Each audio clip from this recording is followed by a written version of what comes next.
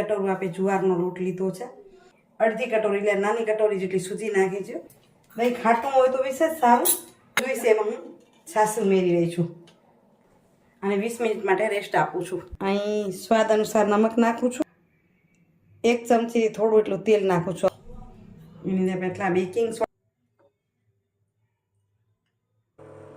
હવે આના પર ઢાંકી દઈએ 15 મિનિટ સુધી વ્યવસ્થિત. જો કેટલી સરસ ફૂલેલી મસ્ત આપણી ઈડલી તૈયાર થઈ છે.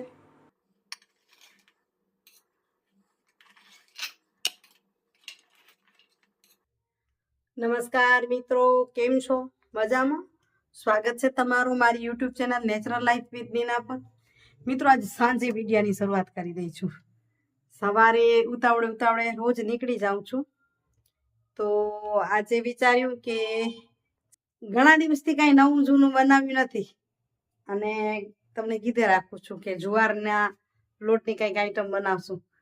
ચાલો આજે બનાવીએ જુવારના લોટની ઈડલી. અને એ પણ મેં લોટ બચાવી રાખ્યો છે, રોટલાનો લોટ નહીં પણ બીજો એક લોટ છે મારી પાસે જુવારનો. તો હલો તમને બતાવતી જ જાઉં કયો લોટ છે ને કઈ રીતે થાય છે. આજે શરૂઆત કરું તો તમને કંઈક નવું પણ મળે ને કા. તો મિત્રો ઈડલી બનાવવા માટે જો આ 1 કટોરી આપણે જુવારનો લોટ લીધો છે. આ લોટ એ છે કે જે રાબ બનાવું ને એમાંથી જે કરકરો લોટ નીકળે ને એ છે. અને એનીમાં આપણે અડધી કટોરી એટલે નાની કટોરી જેટલી સૂજી નાખી છે. ઘણા એમાં સરખી સૂજી નાખે. સરખી સૂજી નાખી તો શું થાય કે સૂજીની ઈડલી થઈ જાય. એટલે આપણે સૂજીની ઈડલી નથી બનાવવાની, આપણને જુવારના લોટની ઈડલી બનાવવાની છે. એટલે 2 ભાગ જુવારનો લોટ અને 1 ભાગ જેટલો આપણે સૂજી નાખી છે. હવે એની અંદર આપણે નાખશું દહીં. દહીં ખાટું હોય તો વિશેષ સારું, પણ નહીં તો પછી આ પણ ચાલશે. એવું હશે તો જો ખટાશ જોઈએ તો લીંબુનો રસ નાખી દેવાનો અને આને હવે મિક્સ કરી લઈએ. દહીં ખાટું હોય તો થોડુંક ઓછું નાખી તો પણ ચાલે. ઉપર પાણી અને આમાં છાશ પણ ચાલે. છાશ આજે મારી થોડીક પાતળી હતી ને એટલે મેં આજે દહીં નાખ્યું. તો હું ઘાટી છાશ હોય એનાથી જ પલાળું. છાશ ઉમેરી રહી છું. બરાબર મિક્સ થઈ જાય, પલળી જાય એટલું આપણે દહીં કે પાણી કે છાશ કે એ પ્રમાણે આપણે નાખવાનું અને બરાબર મિક્સ કરી લઈએ. આપણો લોટ થોડોક કરકરો છે એટલે 15-20 મિનિટ આને રેસ્ટ આપવું પડશે. પાતળો એકદમ આપણો જે રોટલા માટેનો લોટ હોય અને એ લોટ હોય ને તો 10 મિનિટમાં જ પાછું બનાવી શકાય. આને 20 મિનિટ માટે રેસ્ટ આપશું. અને આ લોટ અને સૂજી છે એ કેટલું ચૂસી જાય છે. સેજ કડક છે એટલે થોડીક છાશ ઉમેરી દઉં, કારણ કે સૂજી અને લોટ બંને થોડું ચૂસશે.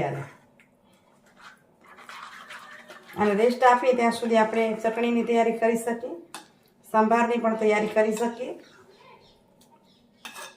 આ ટાઈપનું આપણું ખીરું અત્યારે રહેશે અને 20 મિનિટ માટે રેસ્ટ આપું છું. તો મિત્રો 20 મિનિટ થઈ ગઈ ત્યાં સુધી મેં બીજી તૈયારી કરી. બીજું કામ કરવા રહી, ચટણી પછી બનાવું હવે. પણ અહીં જો અહીં તૈયાર કરી નાખ્યું છે તો અહીં મોટું તપેલું લીધું છે હવે. કારણ કે મારું જે ઈડલી માટે ને ઢોકળા માટેનું જે લીધું હતું ઢોકળી એ ગયું છે અમદાવાદ. અત્યારે નવું લેવાનું હું પણ વિચારતી નથી, કારણ કે કેટલી વસ્તુ લેવાની. મારું આ જૂનું સ્ટેન્ડ છે એ જ છે. તો અહીં જો તમને બતાવું કે કઈ રીતે મૂક્યું છે, નીચે પાણી અડી ન જાય એટલા માટે. આ એક ટિપ્સ છે. અહીં આ પોટલું જ કાંઠલો છે તો નીચે પાણીમાં મૂકી તો નીચેની થાળીમાં નીચેના સ્ટેન્ડમાં છે ને પાણી આવી જતું. તો અહીં આ રીતે હું મૂકું છું, નીચે કાંઠો મૂકી અને એના પર આ રીતે ડીશ મૂકી દીધી. હવે એના પર આપણે આને આ મૂકશું એટલે નીચેથી ઊંચું થઈ ગયું, બરાબર ને. એને પછી કરી લઈશું. અત્યારે હવે એને કાઢી લઉં, આનામાં તેલ લગાવી લઉં અને આપણા બેટરને પણ આપણે જોઈ લઈએ. હવે આપણું બેટર સરસ ફૂલી ગયું છે, જો મસ્ત થઈ ગયું છે. હવે થોડુંક આની અંદર છાશ પણ જોઈશે, નમક પણ જોઈશે, તો આપણે એને તૈયાર કરી લઈએ.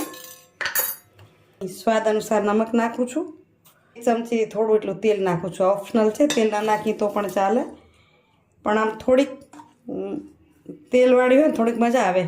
અને આમાં અડદના દાળનો વઘાર કરીને નાખીને તો પણ નાખી શકાય. તો આને હું બરાબર મિક્સ કરી લઉં.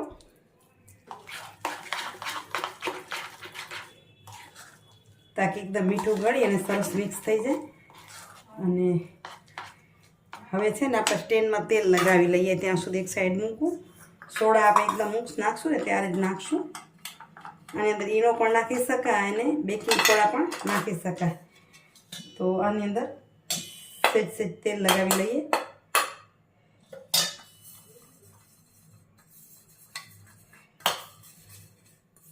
આ સ્ટેન્ડ જૂનું છે, 32 વર્ષ જૂનું. લગ્નને 32 વર્ષ થઈ ગયા, 33મું વર્ષ છે ત્યારનું છે. સ્ટીલનું લીધું છે, અમદાવાદ મૂકી દીધું. આ રીતે હું ત્રણેયમાં લગાવી લઈશ.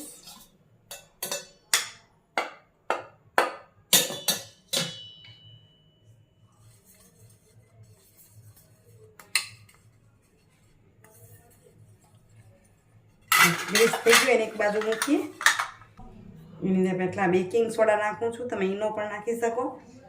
અને અમારું દહીં ને છાશ છે ને એ સાવ મોળા હોય એટલે થોડુંક હું ઉપર લીંબુનો રસ નાખું છું એના ઉપર, એટલે ઈનો પણ એક્ટિવેટ પણ થઈ જાય ને થોડોક ખટાશ હોય તો મજા આવે. હવે એને એક ડાયરેક્શનમાં ફેરવી લઈશું.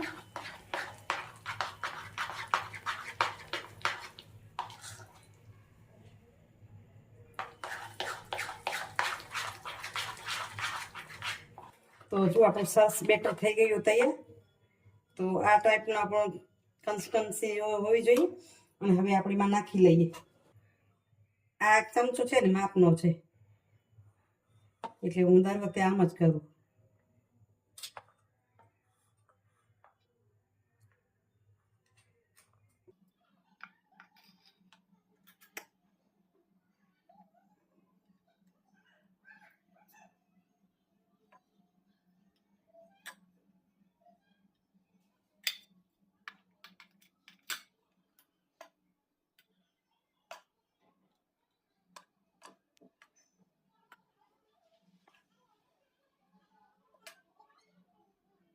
ઉપરની સાઈડ થોડું બધું હશે તો પછી ચાલશે, કારણ કે નીચેથી અટકશે નહીં.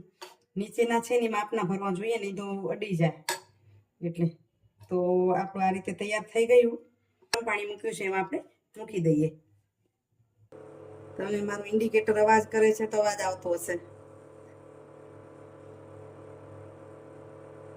હવે આના પર ઢાંકી દઈએ.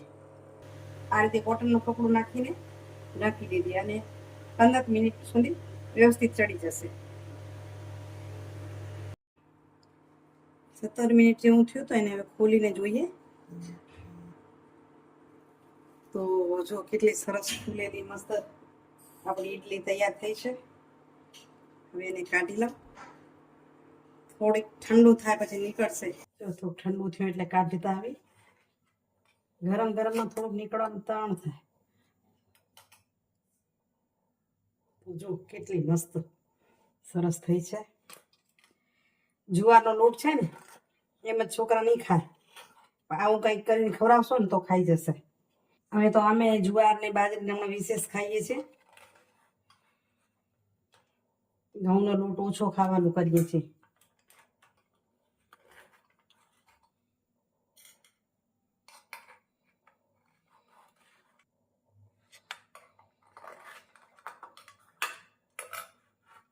ઉપરથી નીચે સુધી બધી જ જો કેવી સરસ થઈ જાય, એકદમ જાળીદાર. અહીંયા આપણે ચટણી કરી. ચટણી માટે મેં 2 લીલા મરચાં સુધાર્યા છે અને લીમડાના પાંદડા એ નાખી દઈશું. આટલું કોપરાનું છીણ, આટલા સિંગદાણા નાખશું તો શું થાય, સરસ લાગે, એમ થોડુંક ચીકાશ ટાઈપનું લાગે. અડધા લીંબુનો રસ, 1 ચમચી જેટલી હું ખડી સાકર છે તો નાખું છું. તમારી પાસે હોય નાખવાનું. સ્વાદ અનુસાર નમક. દહીં નાખીએ તો નખાય ને સરસ લાગે, પણ દહીંવાળી ચટણી છે ને રે નહીં. આને આપણે 2 અઠવાડિયું રાખવી હોય તો રે લીંબુવાળી. અને હવે એની અંદર એટલું પાણી નાખી દઈશું અને પીસી દઈશું. તો જો ચટણી થઈ ગઈ તૈયાર. અને આને ડબ્બામાં પલટાવી લઉં છું. વઘાર કરવો તો કરી શકાય, પણ અમે તો કાચી ખાશું, બહુ સરસ લાગશે. અને આના પર તડકો કરવો હોય તો પણ કરી શકાય. અને આ ફરાળી છે ફરાળમાં ખાવી હોય તો પણ ખાઈ શકાય. જ્યારે ફરાળી ઢોકળા બનાવી કે ફરાળી ઇડલી બનાવીએ ત્યારે પણ આ ટાઈપની ચટણી બનાવી. ઇડલી થઈ ગઈ તૈયાર ને સાહેબને બેસાડી દીધા જમવા. ઇડલી થઈ ગઈ તૈયાર. સાહેબ ટેસ્ટ કરો પછી કયો વહેલા. ટેસ્ટ કરી દે કેવી. કારણ કે જુવારના લોટની છે ને એટલે હેલ્ધી હશે તો હેલ્ધી જ છે એકદમ. ઘણા એની અંદર વેજીટેબલ નાખે પણ આપણું વેજીટેબલ નહોતું નાખવું. મેં કીધું આવી જ બનાવી છે એટલે ને અહીં 2 પ્રકારની મેં ચટણી બનાવી. એટલે તીખી ચટણી અમને રોજ એમને રોટલા સાથે જોઈએ એટલે બનાવી, પણ એ મિક્સ કરીને ખાશે. કેવો લાગે છે ટેસ્ટ? સરસ છે એકદમ. જોરદાર ને? હો તો બસ બનાવી જોઈએ. બીજાને પણ કંઈ ટ્રાય કરજો. ના ના, કારણ કે જુવારના લોટ એટલે હેલ્ધી કહેવાય, કોઈ જાતની તકલીફ નહીં. આપણે શું કહીએ એટલે બનાવીને ચોખાની અલગ આ એટલે એના ટાઈપની પણ સ્વાદ અલગ છે આખો, પણ એકદમ જબરદસ્ત સ્વાદ છે. તો બસ કલર તમને મીઠો લાગશે કારણ કે જુવાર છે એટલે, બાકી જોરદાર. અને આમાં છે ને કરકરો લોટ છે. ઝીણા લોટની પણ બની શકે, સૂજી નાખી, પણ આ તો મને એમ અંદાજ જ નહોતો કે આટલી સરસ બનશે. જે રાબ બનાવી ને, તમને રેસીપી આપી છે, જે ઉનાળાની રાબ બનાવી તો એ મિક્સરમાં પીસીને જે લોટ નીકળ્યો ને એની મેં આ બનાવી છે. બહુ જોરદાર બની છે. તમે પણ જરૂરથી ટ્રાય કરજો. અને આછી પટેલો જે રાબો બનાવતો ને એનામાંથી લોટ નીકળતો જો એમ થાય લોટનું શું કરી ઉપર નાખીએ તો હવે ઇડલી બનાવજો. ઢોકળા પણ આવી રીતે સરસ જ બનશે. તો હું હવે ટ્રાય કરતી રહીશ જુવારના લોટમાંથી શું શું વસ્તુ બને. એટલે આ શું એક હેલ્ધી અને જુવાર ઠંડી બાજરાની વસ્તુમાં બાજરાના લોટમાંથી બનાવી તો એ થોડી ગરમ લાગે, તો આ ઠંડાની ઠંડી અને ડાયટમાં પણ મસ્ત મજાને કામની છે. ડાયટ વખતે ગમે એટલી ઇડલી ખાવ ને તમને વાંધો જ ના આવે. તો ચાલો હવે અમે પણ જમી લઈ, કરી લઈએ હરી. મિત્રો જમવાનું પતી ગયું. ઓટકાર આવી ગયા શું આવ્યા અમી તણા ઓટકાર, હરીનું નામ નહીં છોડું. મીરાને આવ્યા હતા અમીના ઓડકાર. આપે જમી લઈ પછી ભૂખ ગયાના તો ઓડકાર આપને આવે. ચાલો હવે લઈ લઈ સુઈ ચા લઈ પછી હવે શું થાકી રહી કે ને કિલોમીટર પૂરા થઈ રહ્યા. તડકો છે બહુ, ગરમી ઘણી. ગામડામાં જઈ હું જાઉં કામે જાય તો થાકી રહેવાય. આજનો સુવિચાર છે ને એવું છે કે ક્યારે શું હોય તો દરેક તમારા સ્વભાવને આધીન જ્યારે કંઈ ઘટે, જ્યારે કંઈ વિના બને ત્યારે શું હોય તો કે લાગણી હોય ત્યાં ચિંતા હોય છે, અને પ્રેમ હોય ત્યાં યાદ હોય જ છે. લાગણી હોય ને તેને ચિંતા થાય એ કેમ કરતા હશે, શું કરતા હશે. અને લાગણી ન હોય ને ચિંતા ન હોય, મળ્યા તોય ભલે ન મળ્યા તોય ભલે, ફોન આવ્યો તોય શું ને ના આવ્યો તોય શું. પણ જેના સાથે તમારી લાગણી જોડાયેલી છે ત્યાં ચિંતા હોય છે. જેમનાથી તમને પ્રેમ છે, જેમના સાથે તમને પ્રેમ છે, દીકરા તરીકે, પતિ તરીકે, બેન તરીકે, મા તરીકે, તો તેની યાદ તમને આવે જ. થોડાક દિવસ થાય ને એમ થાય કે એ મને બહુ યાદ આવતા હતા, મને સાંભળતા હતા. મારી ભાષામાં એમ કહેવાય, અમને બહુ સાંભળતા હતા. અને જેની પણ કાળજી લેતા હો ત્યાં ગુસ્સો હોય. તમે કાળજી લો ને ઓલું ધ્યાન ન રાખે એટલે ગુસ્સો આવે કે આપણે કેટલા એની પાછળ હેરાન થઈ છે એને કંઈ જ પરવા નથી. એટલે કાળજી સાથે ગુસ્સો હોય. અને આ બધું જ ક્યારે હોય? જ્યારે એ બધા પ્રત્યે તમને સ્નેહ હોય. જો તમને સ્નેહ નથી તો પછી ઓળખાણ જ ખાલી હોય, એને ઓળખીએ છીએ એટલું જ. બાકી જેમની સાથે સ્નેહ છે ત્યાં જ આ બધું હોય. લાગણી સાથે ચિંતા, પ્રેમ સાથે યાદ, કાળજી સાથે ગુસ્સો, આ બધું જ સ્નેહનો સરવાળો છે.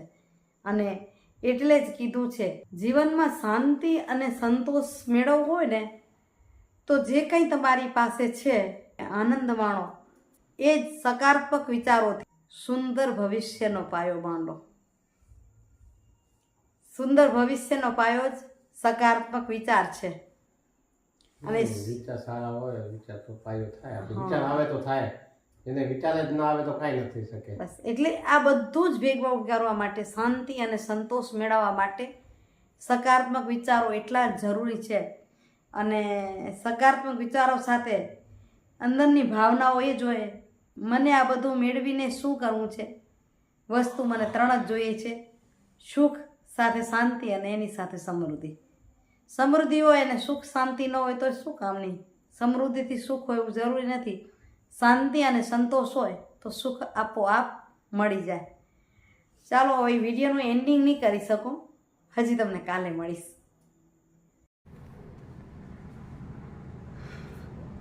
મિત્રો, સવાર પડી બીજા દિવસની. રોજ સવારે વિડીયો શરૂ થાય, આપણે ગઈકાલે સાંજથી શરૂ કરી છે. ચાલો બીજા દિવસની સવારે જલ્દી કામ પતાવી મંદિરે જઈ આવ્યા. હવે આજે કચરા પોતામાં લાગું.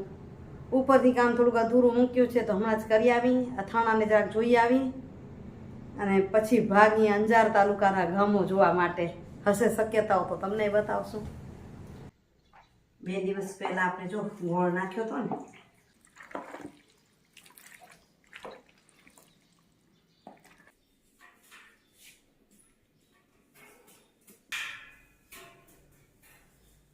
ટિફિન બનાવી ત્યારે ઝાડુ કાઢ્યું ફટાફટ. અથાણાની તૈયારી કરો. 9 વાગે નીકળવું તો કેટલી ગાય થાય ખરેખર. તો ભગવાનનો આભાર માની કે એટલી સ્ફૂર્તિ આપી છે કે આ બધું કામ કરી શકીએ છીએ આરામથી, ઉતાવળ પણ કરી શકીએ છીએ. ભગવાનનો આભાર છે. તો મિત્રો વાગ્યા છે 8:45 અને નીકળીએ છીએ જવા માટે. 9 વાગ્યાની બસ છે, બેસી જશું બસમાં. આજનો વિડીયો કેવો લાગ્યો કમેન્ટ કરીને જરૂરથી કહેજો. આ વિડીયો સાંજે એડિટિંગ કરીને આપીશ, પણ અત્યારે કહું છું આપણી જુવારની ઇડલી કેવી લાગી, જુવારના લોટની. આખા જુવારની હતી ને એટલે સારી લાગ્યો તો વિડીયોને લાઈક શેર તો કરજો વિનંતી, અને કમેન્ટ જરૂરથી કરજો તાકી મને ખબર પડે કે કેવું લાગી રહ્યું છે. બરાબર ને?